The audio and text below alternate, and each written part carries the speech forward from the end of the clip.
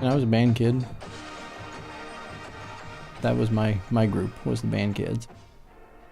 My first job as a band director was at Miami East High School, which is in Miami County. Spent 14 years teaching.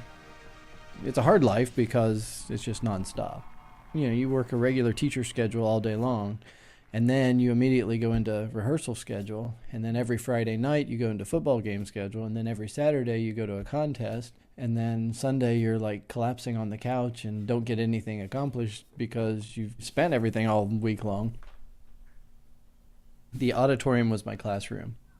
Just out of my pure addiction to caffeine, I set up a coffee pot right there. It was a good way to get to know the other staff because they would talk for a second over a cup of coffee, and I started thinking, oh, a coffee shop would be a nice life. I was on the track at Troy High School. My assistant band director, Bonnie Sherman, and I were sitting there counting up how many football games we each had left in our careers. It was just hundreds, you know, of Friday nights. It was already planned for me. And I thought, wow, okay, I'd like to plan my own Friday nights. That was a moment that really helped me decide. And I quit my job.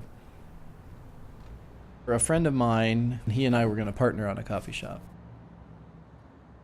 And we actually picked out a location in Beaver Creek near Wright State. We put in a bid for it, and they came back and said no. And it wasn't long after that that the economy was diving. In a way, I'm really glad that didn't happen, because I would have been a drive-through window and a fast-paced suburban driving, you know, more in the fast food realm versus the let's hang out realm. So then fast forward, I went back to teaching for 2 years. I drove to Cincinnati, commuted. The commute was awful. And they were doing construction on 75, and I was back to going Friday night football games. It really affected me pretty bad, because I thought I walked away from a great job to do my dream, which is now never going to happen, and so now I'm at this job that I hate. I moved to South Park. My landlord and I had talked, and they knew that I had this dream of opening a coffee shop. And they bought this house at the corner of Wayne and Clover to fix it up and get a business in there that would draw people in. It's been several things in the past, including a grocery store, a donut shop.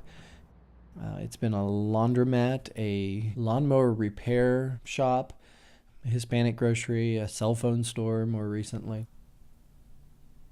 And they said, all right, well, let's do this. Do you want to do it? And I said, sure, let me quit my job. And I did. The building was awful. There were big old holes in the floor.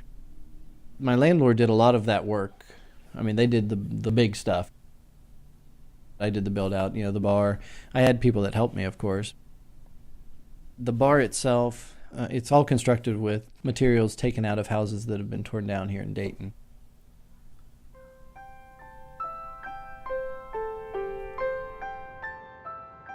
So we had to go through the zoning change, and then you got to go through hearings and architect drawings and resubmissions of architect drawings, things like that. It put things off about a year. I thought in that fall that we'd be open, so I was starting to build some motivation and get Facebook fans, and people were talking about it. And at some point, somebody sent some message to me. Is this a real business or an internet hoax? It hurt my feelings. I'm like, I'm trying. I just can't do anything, you know, because the zoning thing has stopped everything from happening. So here I am spending money and not making any money, and I've got a business I'm going to try to start. I really didn't think it would happen. To be honest, I think I was at a point where I'm like, I'm going to make a go of it, whether it works or not. I'm going to at least try.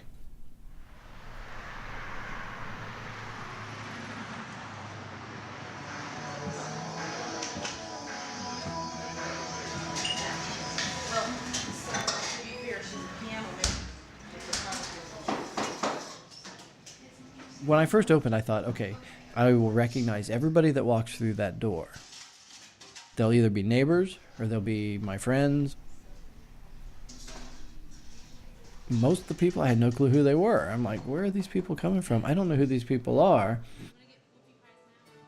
It is a gathering place for the neighborhoods, but it's more than just the South Park neighborhood. It's lots of neighborhoods.